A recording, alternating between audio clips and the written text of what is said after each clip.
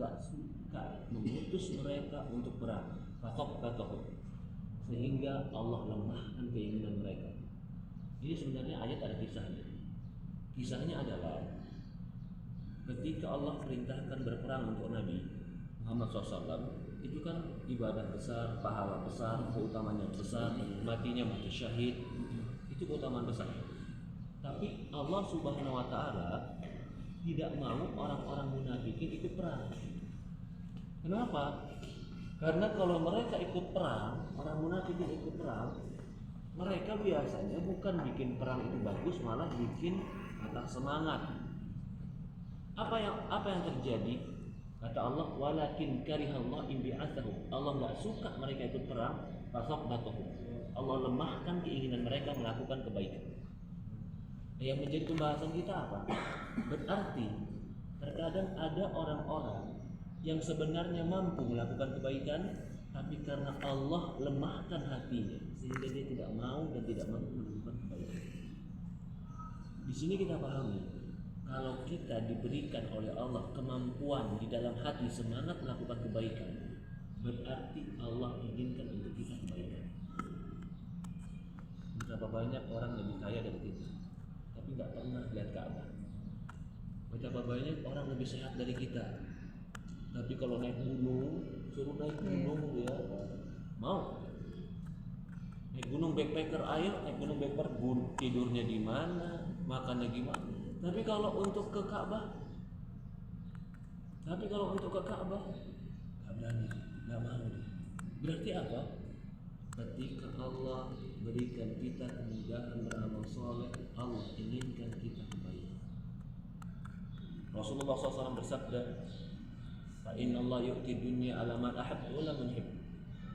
Allah memberikan dunia kepada orang yang Allah cintai dan orang yang Allah tidak cintai. Fa inna Allah la yu'til iman illa man ahabba. Tapi Allah tidak akan memberikan keimanan kecuali kepada orang yang Allah cintai. Jadi ada orang-orang yang sengaja Allah mudahkan dia berbuat baik. Berarti itu ciri Allah mencintai dia. Dalam ayat Quran yang lain Allah berfirman, "Wa may yuridillah an yahdiyahu yasrah sadrahu lil-Islam, wa man yurid an yudillahu yaj'al sadrahu dhayqan harajan." Kata Allah Subhanahu wa taala, barang siapa yang Allah inginkan bagi dia kebaikan, wa man yuridillah an yahdiyahu, barang siapa yang Allah inginkan berikan dia hidayah, yasrah sadrahu lil-Islam, Allah akan lapangkan dadanya untuk kebaikan, untuk Islam. Barang siapa yang Allah inginkan bagi dia kesesatan, yaj'al sadrahu dhayqan harajan, Allah jadikan dadanya sempit, berat untuk melakukan kebaikan. Ada dua kelompok. Kelompok yang Allah mudahkan melakukan kebaikan, kelompok yang Allah jadikan sempit untuk melakukan kebaikan. Kelompok yang Allah mudahkan dalam kebaikan, inilah yang Allah katakan di Quran, Allah akan berikan dia kemudahan berikut. Tapi kelompok yang Allah mudahkan untuk melakukan kejelekan dan mempersulit melakukan kebaikan, inilah orang yang Allah berikan hukuman berupa kesulitan di dunia dan akhirat. Contoh lain, masih dalam pembahasan, ada orang yang Allah berikan kemudahan dalam kebaikan, ada orang yang Allah persulit dalam kebaikan. Dalam Al-Quran lain Allah berfirman, fa amma man a'ta wattaqa wa saddaqa bil husna fasanuyassiruhu lil yusra wa amma man bakhila wastakbara wa kadzdzaba bil husna fasanuyassiruhu lil usra. Perhatikan ini ayat. Barang siapa yang memberikan hartanya, wa man a'ta wattaqa, dan dia bertakwa, wa saddaqa bil husna, dan dia membenarkan tentang husna. Dia tafsirkan membenarkan tentang iman, tentang surga. Kalau dia melakukan ini, apa kata Allah? Fasanyassiruhu lil yusra, kami akan mudahkan dia kepada kemudahan. Kemudahan apa maksudnya? Kemudahan surga. Wa amma man bakhila wastakbara, barang siapa yang bakhil, merasa kaya, wa kadzdzaba bil husna, dan mendustakan tentang hari kiamat, hari surga, hari akhirat, fasanyassiruhu lil usra, kami akan mudahkan dia kepada usra, kesulitan, yaitu neraka. Ayat-ayat semakna dengan ini. menunjukkan ada hamba-hamba Allah yang Allah Subhanahu wa taala mudahkan bagi dia untuk beramal saleh. Ada hamba-hamba Allah yang Allah biarkan dia di atas kesesatan dan di atas kelalaian. Pertanyaannya, apakah kita termasuk hamba-hamba yang diberikan kemudahan atau hamba-hamba yang diberikan kesulitan? Kalau saya melihat, mudah-mudahan kita termasuk hamba-hamba yang Allah berikan kemudahan kepada kebaikan. Tetapi ingat, nikmat ini jangan disia-siakan. Kalau disia-siakan nikmat ini, kita khawatir Allah cabut nikmat ini. Tapi kalau kita bersyukur dengan nikmat ini, la in syakartum la azidannakum wa la in kafartum in azabi. Kalau kalian syukur, aku akan tambahkan nikmat ini untuk kalian. Kalau kalian kufur, sesungguhnya adabku sangat pedih. Syukuri hari ini nikmat Allah kepada kita. Allah mudahkan kita berbuat baik untuk mendekatkan diri kepada Allah. Ini adalah nikmat yang tidak semua orang Allah berikan. Ini nikmat bukan karena kita punya uang lebih, bukan karena kita punya badan sehat, tapi karena Allah menginginkan kebaikan untuk kita. Ini nikmat Allah.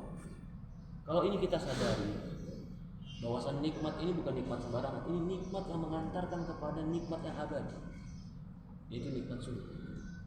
Ini nikmat yang mengantarkan kepada kita dekat kepada Allah. Ada orang bahagia dengan nikmat kalau dia dekat dengan atasan, dengan bos, dengan presiden, silakan.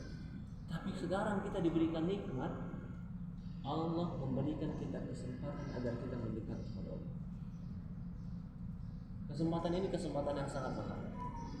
Kesempatan ini kesempatan yang tidak semua makhluk atau tidak semua hamba-hamba Allah berikan kenikmatan. Dari itulah apa yang perlu kita siapkan kalau kita mengingat nikmat ini. Yang pertama, syukur kepada Allah. Ingat nikmat ini apa? Syukur. Jangan pernah kita merasa kecil hati. Kalau ada orang Allah berikan dunia tapi tidak Allah berikan agama, jangan pernah kita merasa kecil hati dan minder.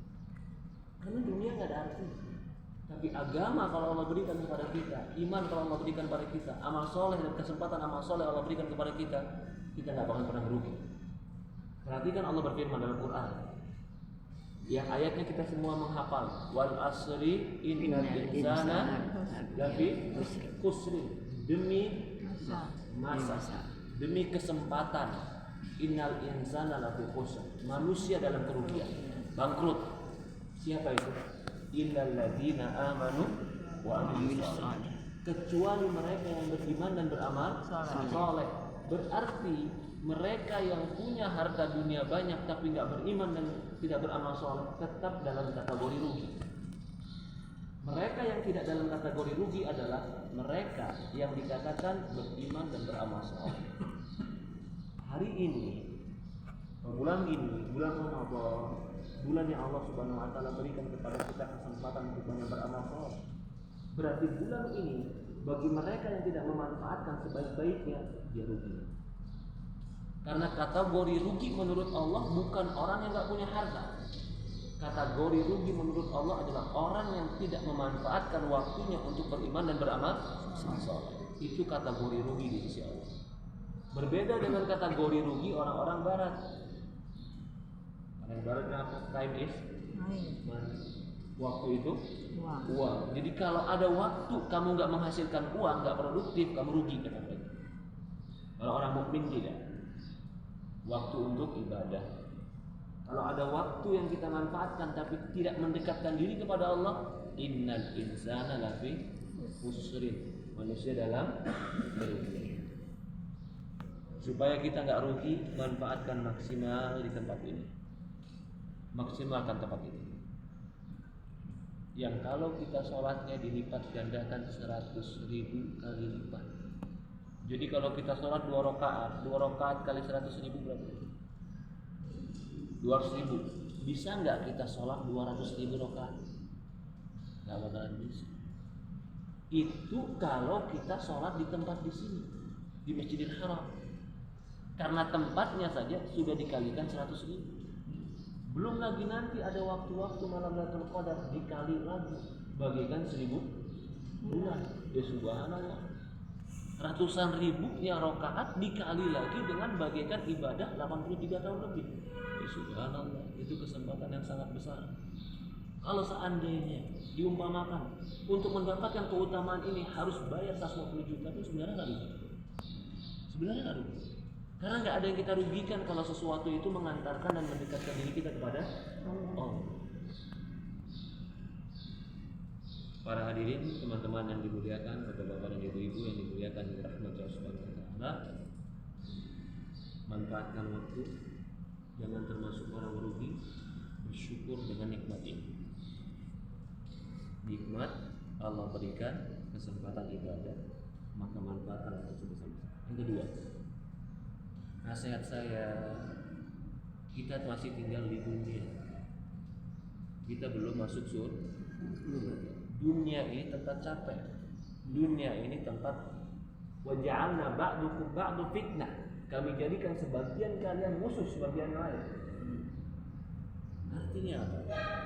Jangan terlalu berpikir nggak mau sama sekali ada masalah dalam hidup. Kita masih di dunia. Capek, sakit, ketemu orang yang kita nggak suka, ada orang yang bermasalah dengan kita. Iya, kita masih di mana? Dunia. Di dunia. Sabar. Maka itu Allah mengatakan waja'alna ba'dukum li ba'd fitnatan atasbiru. Kami jadikan sebagian kalian dari sebagian yang lain ujian. Apakah kalian sabar? Bisa jadi kita diuji sama polisi. Di sini sudah mau masuk jalan jauh-jauh sampai situ, begitu duduk kata polisi, mutar lagi. Haram. Iya. Sabar. Percuma kita lawan juga percuma. Malah jadi ramai. Ketemu orang di mobil desak-desakan, sabar. Kalau kita ngeluh, kalau kita merasa nggak suka, kita khawatir tahun besok Allah nggak panggil kita. Kenapa? Ini orang banyak keluh, ini orang banyak nggak enaknya, ini orang banyak ngomong mencelanya, sehingga apa? Allah nggak panggil lagi. Allah pilih orang yang lain untuk panggil dia. Karena nggak ada siapapun, bahkan saya katakan bahkan mereka yang tinggal di tower jam the clock tower itu, tinggal di situ, pasti mereka dapat masalah. Pasti dapat masalah. Gak ada orang yang betul-betul apa? Enak, karena ini masih di mana? Di dunia. Cuman bagaimana kita menikmati, mensyukuri, itu yang penting. Itu yang mensyukuri dan menikmati. Akhirnya kita bisa melihat semua kebaikan. Sabar, ini bekal yang terpenting. Bekal yang terpenting untuk kita bisa memperbanyak ibadah, bisa untuk maksimalkan mendekatkan diri kepada Allah. Jadi jangan perkara-perkara kecil, ada orang marah, bentak kita, jadi masukin hati. Di sini memang begitu. Begitu orang ini. Jangan masukin, biarin aja. Ngomong biasa aja. Karena memang dari sisi kultural juga berbeda, kebiasaan juga berbeda. Ya, jadi mungkin banyak lagi yang menuntut kita harus sabar. Bersabar. Kenapa kita harus bersabar? Kita bersabar karena ingin mendekatkan diri kepada Allah. Berbeda, maaf, dengan orang-orang yang lain. Mereka bersabar di sini untuk apa? Maaf, mungkin sebagian mereka sholat juga terlantar, ibadah yang terlantar, tapi mereka harus kerja. Bagian mereka ada yang nyapu jalanan, sebagian mereka ada yang harus supir. Sabar untuk apa mereka? Sabar untuk dunia. Apakah mereka nggak mendapatkan masalah? Pasti mendapatkan masalah. Bahkan mungkin lebih dari kita masalah. Tapi mereka sabar. Sabar untuk apa? Sabar untuk dunia. Lah mereka yang untuk dunia ini bisa sabar. Kita ini sabar untuk apa? Untuk akhirat. Dan kita nggak bisa sabar. Maka kita harus banyak sabar. Belum lagi perubahan cuaca, perubahan panas, dingin, udara yang kering, berbeda dengan tempat kita. Itu semua wajar. Ya. Kalau kita bayangkan bagaimana di zaman Nabi Muhammad SAW, subhanallah, kita tidak akan mampu. Kita tidak akan mampu. Bagaimana orang mau umroh naik onta di padang pasir, bawa makanan banyak di onta nggak bisa. Mau beli makanan juga nggak bisa zaman dulu. Tapi mereka tetap haji, tetap umroh, bisa mereka. Tinggal di mana? Di tenda. Yaitu backpacker asli. Di tenda. Banyak pasar. Ya. Makanya kita harus banyak bersabar. Ini poin yang kedua. Poin pertama tadi banyak bersyukur. Poin kedua banyak Sabar. Ma'atallah ata'an khairun wa awsa' minas sabr. Kata Rasulullah SAW, tidak ada pemberian Allah yang paling khair, paling baik dan yang paling luas anugerahnya dibanding Allah berikan kepada seorang hamba sifat sabar. Innama yuwaffas sabiruna ajrahum bighairi hisab. Sesungguhnya orang-orang sabar akan diwafatkan dalam keadaan tanpa hisab. Ya. Para hadirin yang dimuliakan oleh Allah Subhanahu wa taala, yang ketiga yang harus kita miliki adalah istighfar. Mengakui diri penuh kekurangan, penuh dosa di hadapan Allah. Karena kita pasti melakukan dosa, pasti ada kekurangan dalam hidup kita. Jadi kita harus banyak-banyak istighfar. Bahkan istighfar itu sebab Allah hilangkan dari kita segala kesulitan. Lagi dapat kesulitan, jangan ngeluh, jangan ngomel, jangan ngomong macam-macam, istighfar dulu. Astagfirullah. Mudah-mudahan gara-gara istighfar dosa digugurkan, Allah berikan jalan kemudahan. Karena banyak hadis-hadis yang menunjukkan bahwasannya salah satu jalan untuk kita diberikan kemudahan ketika mendapatkan kesulitan adalah istighfar. Nabi Yunus alaihissalam ketika di perut ikan nggak ada jalan keluar, dia bingung bagaimana keluar. Dia berdoa la ilaha illa anta subhanaka inni kuntu minadh dhalimin. Itu makna daripada aku ini termasuk orang-orang yang zalim. Mengandung makna bahwasannya dia itu mengakui kesalahan di depan Allah sehingga Allah berikan kemudahan bagi dia. Maka kita harus mengakui kelemahan kita. Jangan merasa diri paling banyak ibadah, jangan merasa diri paling soleh, jangan merasa diri sudah sempurna. Gak ada yang sempurna. Yang sempurna itu cuma Allah Subhanahu wa taala. Kalau dari makhluk yang sempurna cuma baginda Nabi Muhammad SAW. Adapun kita penuh dengan kekurangan. Kita ini penuh kekurangan. Mungkin aja orang lihat kita baik, tapi orang nggak tahu bagaimana isi kita. Kullu bani Adam khata' wa khairu khata' tawwabun. Setiap bani Adam itu bersalah, kata Rasulullah. Bahkan Rasulullah Subhanahu wa taala mengatakan dalam hadis qudsi, kullukum tukhti'una bil-laili wan-nahar. Setiap kalian itu salah siang dan malam. Wa ana aghfiru dzunuba jami'an. Aku yang mengampuni seluruh dosa. Banyak-banyak istighfar. Lagi jalan istighfar, lagi sholat, lagi zikir, istighfar. Kalau kita banyak-banyak istighfar, Allah gugurkan dosa kita, Allah mudahkan kehidupan. Mungkin ini saja yang saya berikan kajian atau nasihat pada hari ini.